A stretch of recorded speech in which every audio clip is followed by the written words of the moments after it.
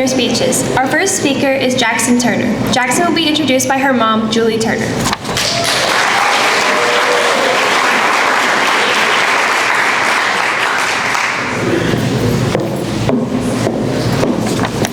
Good morning.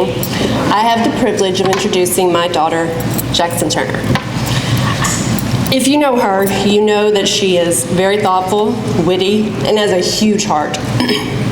She's the kind of person who will check on everyone else before herself, make sure that the vibe is right, and still somehow manages to stay afterwards and clean up. But don't let that kindness fool you, because on the soccer pitch, she's a menace. Aggressive, relentless, and proudly collecting yellow cards as if they were some limited edition merch, and somehow still charming while she's arguing with the referees. Her high school years have been anything but simple, but Jackson doesn't do simple. She does real. She does brave. And if you hear the phrase blue raz and feel confused, good. That's exactly how she wants it. She is without doubt my favorite child. And yes, I do say that in front of her other siblings, and no, I don't take it back. And I love her more than she'll ever know. Please welcome my daughter, Jack.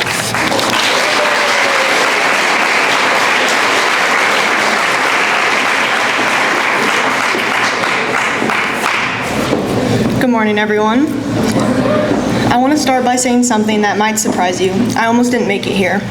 Not in the dramatic movie montage kind of way, but in the quiet, terrifying way where you realize you're slipping and you're not sure if you can climb back up.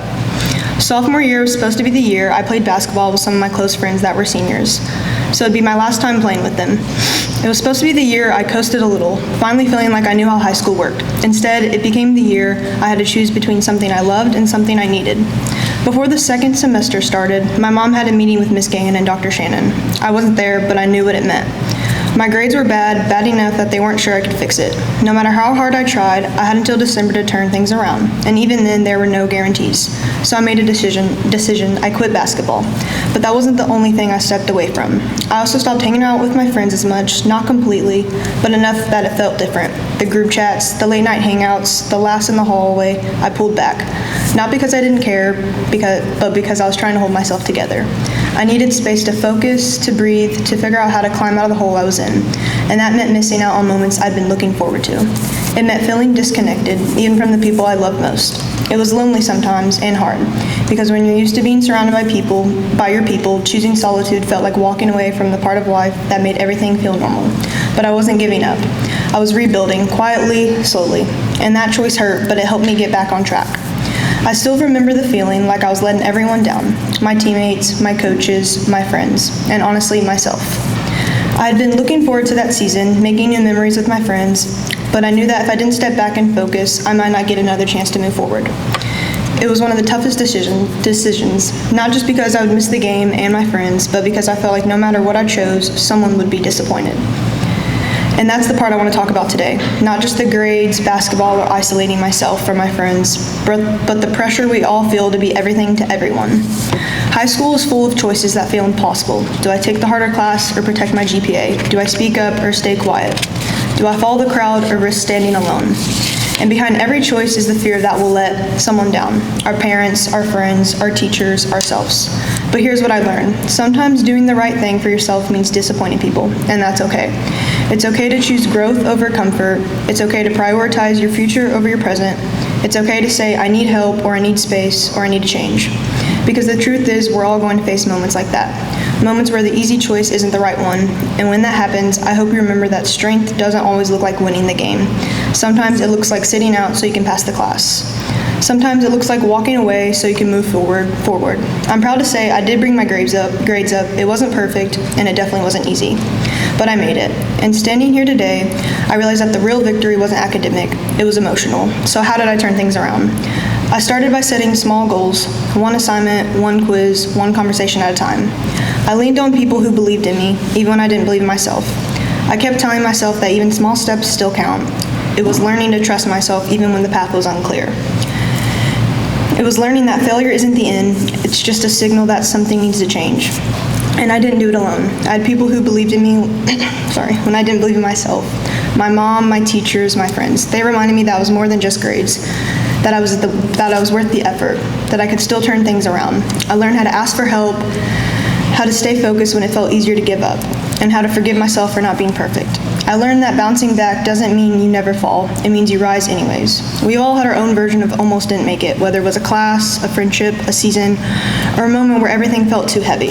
If you have been there, or if you're there now, here's what helped me. Ask for help, even if it feels awkward. Take breaks when you need them, and don't be afraid to start over, even if it is halfway through the year. You are allowed to change direction. You are allowed to grow. So to my classmates, as we prepare to leave this place and face even bigger choices, I want to leave you with this. Don't be afraid to disappoint people if it means doing what's right for you. Don't be afraid to rewrite your story halfway through, and don't be afraid to say, I almost didn't make it, because sometimes that's the beginning of something better. I didn't just survive high school, I rewrote my story. Thank you.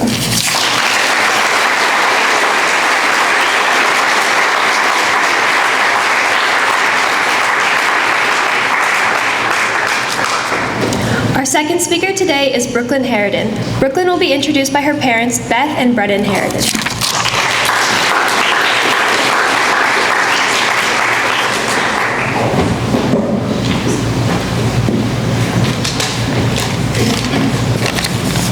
Good morning. I'm Brennan Haraden. This is my third introduction speech in 2 years. And although Brooklynn is the last of the generations of Haradens, she is far from the least. Brooklynn is very similar to myself in many ways. We think a lot alike. We have many of the same characteristics, including our sense of humor. One day when I came home from work, I walked in the door, and it was always interesting. You never knew what was there because there was 3 young girls. And my wife said, "There's something on the counter for you." This usually meant someone got in trouble at school. So I asked who. She said, "Brooklynn." It's kind of strange. Brooklynn was always kind of the model student.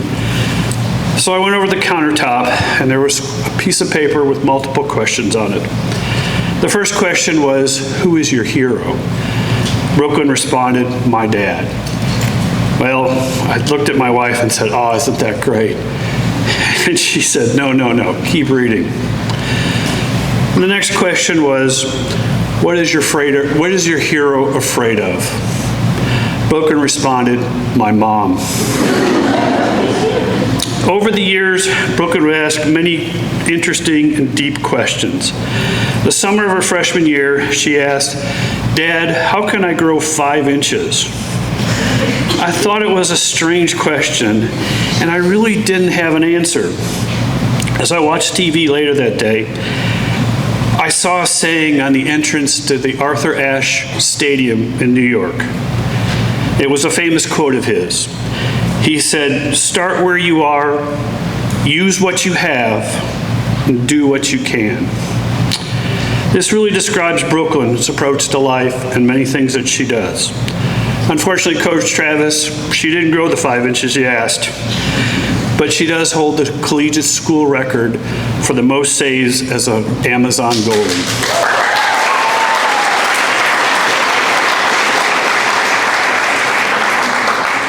In high school, I realized that I couldn't change the world, but I could change my corner and make it a better place. I know, Brooklynn, your corner is really good, and I hope you continue, and I'm very honored to be your father.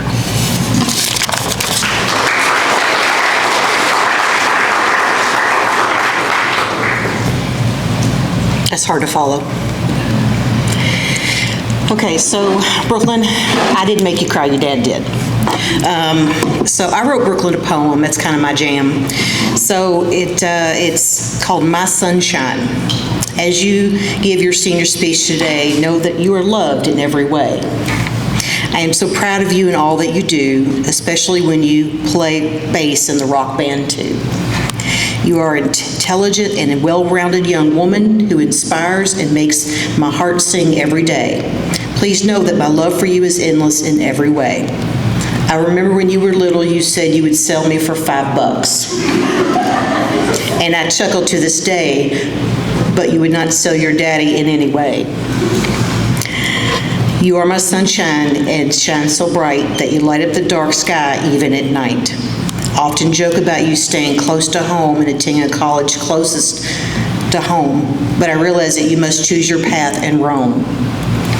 I will end this poem with a Bible verse that is close to my heart. For I know the plans I have for you, declares the Lord, plans to prosper you and not harm you, plans to give you hope and a future. Jeremiah 29. I have no doubt, Brooklyn, that you're going to do wonderful things. So go save the Titanic.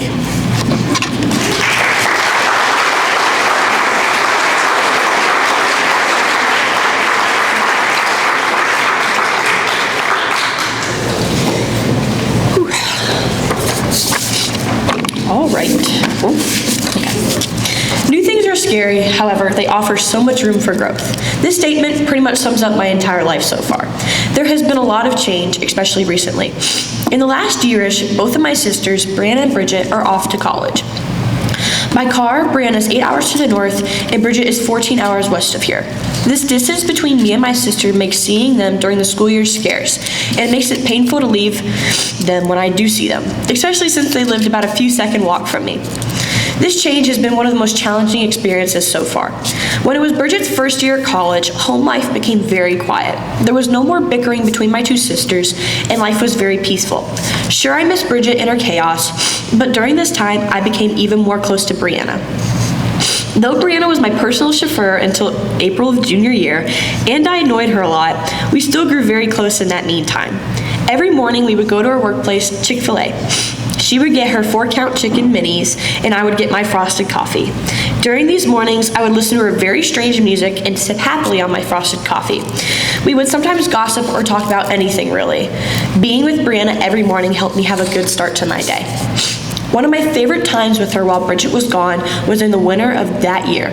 Every now and then we would go to Chick-fil-A and have dinner together. On one particular night, Brianna brought out a game of Uno, and the competition was on. We were both munching on our delicious meal, but we watched each other closely to see a hint of what card the other was going to place. On one particular night, I had a +4 card, and she was very close to an Uno. She placed down a +4, so I used my card, not knowing she had another one. She proceeded to use another +4. I did not have another +4, and I had to draw 12 cards. I was not very happy at this moment, and I developed an animosity toward her for quite some time. After that, it almost became a tradition to go to Chick-fil-A and battle over Uno. But this winter, I won't be able to battle Brianna over Uno as much as I would like to. But when we do, these moments will make time with her all the more cherishable. I can't wait to see my sisters again. Not only are new situations scary, but new experiences are as well. This past May, I went on the Great Outdoors May Term, and I loved it. This trip included 2 nights of camping, hiking, rock climbing and rappelling, and caving. All of these activities I listed I had never tried before, and trying them all in a span of 3 days was nerve-wracking. Before the trip, I was extremely nervous. I pretty much was worried about anything from mosquitoes to bears, and I was worried about not being able to talk to my parents. However, when the trip started, everything started to become easier. Setting up a tent was a lot easier than I thought it would be, and I became friends with a lot of people I honestly never thought I would be friends with. Hiking for the first time was so much fun, despite some challenging parts, and camping wasn't all that bad either. When we got to rock climbing and rappelling, I sadly did not do any rock climbing, but I did a lot of rappelling. I started off pretty easy with a 15 to 20 foot cliff just to get the hang of rappelling. I did that twice in preparation for the big rappel. The big rappel was around 100 feet, and it was pretty scary. Looking at other people doing it did not seem so bad, so I wanted to try it myself. When I did, my biggest mistake once I started was looking down. Looking up seems a lot closer than when you look down, so I did start to panic. However, I was already hanging over the cliff, so I couldn't just stop there. I just focused on my feet placement on the wall in front of me, and I continued down. At the end, I even got to hang upside down like Spider-Man. I honestly never thought in a million years I would hang upside down like that, but I did. This moment was a really big deal for me because I've had a bit of fear of heights for quite some time. But in this moment, I conquered this fear, and I had fun while doing so. I encourage everyone in this room to challenge themselves and their fears in some way because I honestly do not think I would have ever had this opportunity. So take your chances and make something fun of it. The last thing that can be scary is trying a new activity. I currently play 3 instruments, but the most recent one I learned to play was my bass. I started playing late 8th grade year, and I honestly did not play it all that often until the middle of my sophomore year. Throughout this time, I have significantly improved, and it has become a source of expression and an outlet for me. If I was having a rough day or going through a hard time, I would play, and after a session, I would come back as a completely different person. Though there are plenty of times I really wanted to put the bass down, or I had some better homework to do, I would always make sure to play even through all the hardships because I knew how much I loved it. My love for the bass has brought me to play in the rock band this year, and I love it so far. It is my first time ever playing with other people, and it is a bit difficult sometimes because almost everyone in that room takes lessons for their instrument, but I don't. This lack of teaching humbles me, especially when we play scales, because I simply do not know them by memory, nor can I tell you what note the 5th fret is on the D string. Though my background of music is a bit different from my other classmates, I still continue to play even though I mess up frequently or get nervous. Sometimes we need to be humbled, and that is okay. Through some of the new things I talked about, maybe unique experiences to only myself, I am sure there is something every person standing or sitting in this room can try to promote self-growth. I know a majority of people here have been through a change, pleasant or unpleasant, but these moments are key to becoming who we are. Go rappel off a cliff, go try a new instrument, go allow life to challenge you so you're prepared for when life will challenge you the most. If you do not challenge yourself, you can never reach your full potential. Thank you.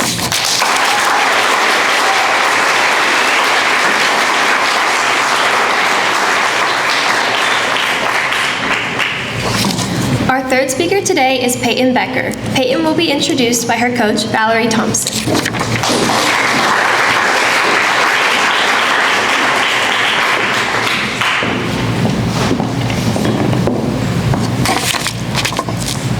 Good morning.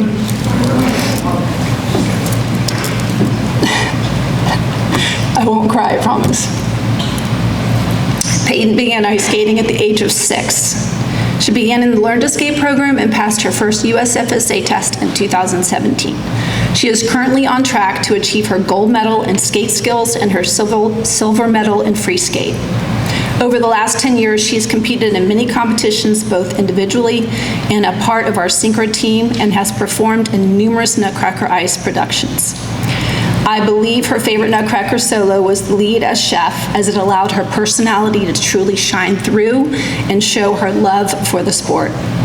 Payton has volunteered for countless events over the years, from clinics to competitions, shows, and our feet camps, which serves children with autism. In her hard work and perseverance, both on and off the ice, she is an exemplary role model. Last year, she was a finalist for the Rebecca Hatch Purnell Award, which acknowledges an athlete who demonstrates good sportsmanship, possesses a strong work ethic, and serves as an ambassador for our club. She has leveraged all of these accomplishments and experiences to become an integral part of LSA's junior coaching team, where she helps young skaters find their own path. I've been blessed to be her coach since the beginning, and I am proud of all that she has accomplished, and more importantly, in the manner in which she has done so. I am honored today to introduce Ms. Payton Becker.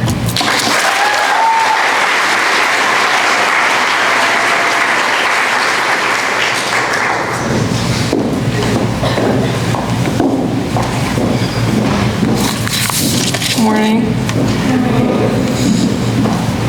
The first text I got after finishing my A-push test was not a congratulations or questions about how I thought I did from my classmates, but a message from my coach, Jesse, about how I failed my skating test not 1 time, not 2 times, but 3 times.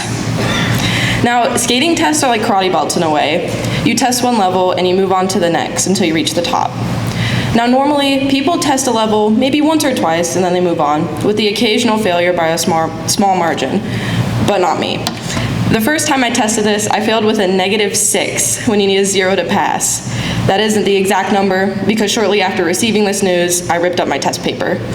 But that third one, I had failed by just 1 point by 1 judge. I truly started to wonder whether or not I had chosen the right sport.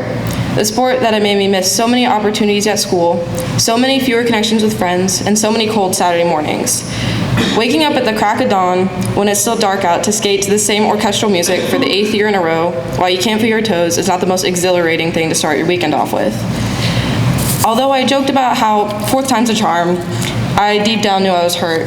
I wonder if it would truly amount to anything significant in my life, especially with all the work I had put into it. Over my many years of skating, I thought about quitting so many times it's hard to count. Before COVID, after COVID, in 2017, almost every year, I had a period where I wanted to quit. But as I was considering this, it made me think about why skating is so important to me. While I can't control test results or competition outcomes, I can control how I view the sport. After so many failures, it was easy to become frustrated, to focus on the things that were beyond my control, and to feel like all my effort was for nothing. But I realized that dwelling on what I couldn't control only made me miserable. I would leave the rink angry and disappointed, but slowly I realized that letting frustration take over only made the sport feel heavier, like a chore I dreaded rather than something I loved. Instead, I started paying attention to the things I could control, how much effort I put into each practice, how I treated my teammates, and how I chose to appreciate the process rather than just the results. It was a small shift, but it changed everything. Suddenly, I wasn't caught up in whether or not I would pass or fail, but just to improve that little time each time I stepped on the ice.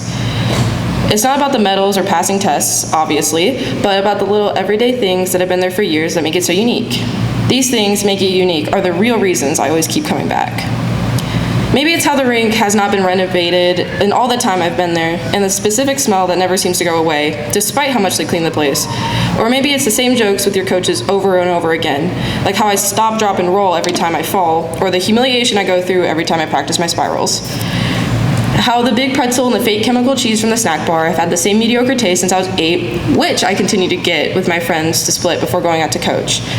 Or the specific way the hot chocolate burns your mouth because you drink it before letting it cool off, especially when your friend buys it for you.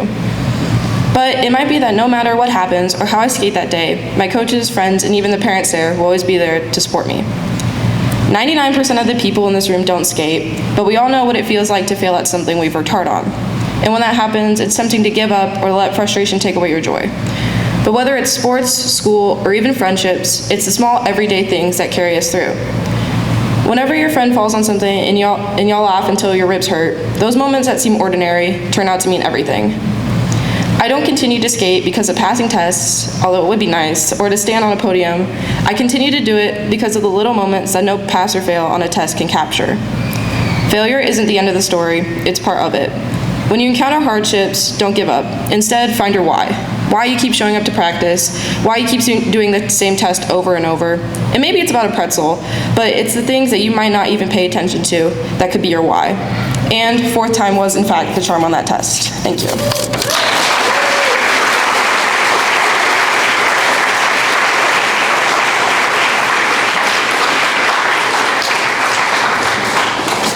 Let's get one more round of applause for our speakers.